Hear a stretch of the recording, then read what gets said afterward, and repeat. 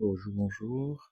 À la suite de la demande de plusieurs membres de la communauté, nous avons décidé de concevoir cette vidéo afin de présenter un peu le fonctionnement de QHS Lab Isodex que vous pouvez voir déjà sur cette page d'accueil de la communauté QHS Lab.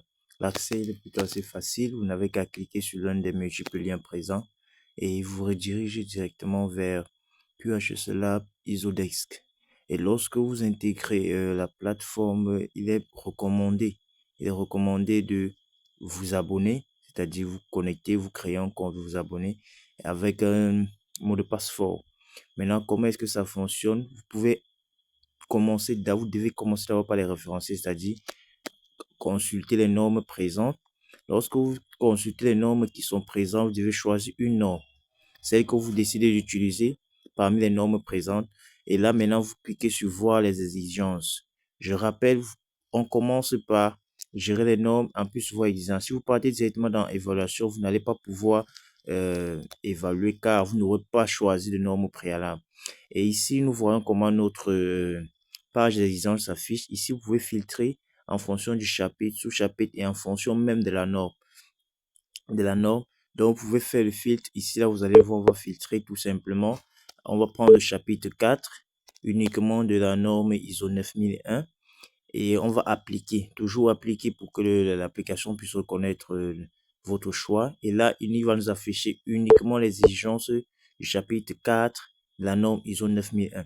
On va appliquer le même filtre pour les sous-chapitres du chapitre 4 de la norme ISO 9001 et vous allez voir que il va procéder, il va fonctionner de la même façon. Donc là, ici, on va tout simplement appliquer notre filtre et on va mettre appliquer. Et une fois cela, les sous-chapitres 4.1 uniquement, c'est le sous-chapitre 4.1 uniquement qui va s'afficher avec ces exigences. Et maintenant, si vous voyez à l'extrémité droite de notre écran, vous allez voir au niveau des exigences, il y a tout simplement évaluer. C'est là que nous cliquons pour faire l'évaluation par rapport à notre exigence. Et ici, le premier aperçu qui va s'afficher, c'est conforme. Conforme, ça veut dire que bon, ici, c'est nos routiers conformes à l'exigence qui se présente devant nous. On peut ajouter une preuve tout simplement. Là, vous choisissez ajouter une preuve. Lorsque vous allez cliquer dessus, ça vous permet de téléverser un document ou une preuve dans l'application qui sera enregistrée avec le nom du document. Donc, vous pouvez tout simplement voir cette interface qui s'affiche. Vous pouvez choisir un document dans votre appareil. Et là, maintenant, vous l'enregistrez. Vous pouvez enregistrer maintenant ici l'évaluation. Lorsque vous avez reçu, vous aurez une notification là tout au-dessus qui va vous dire tout simplement que l'enregistrement a été effectué et vous retournez dans la page des exigences où vous allez tout simplement rechoisir les exigences que vous souhaitez utiliser ou la norme que vous souhaitez tout simplement utiliser.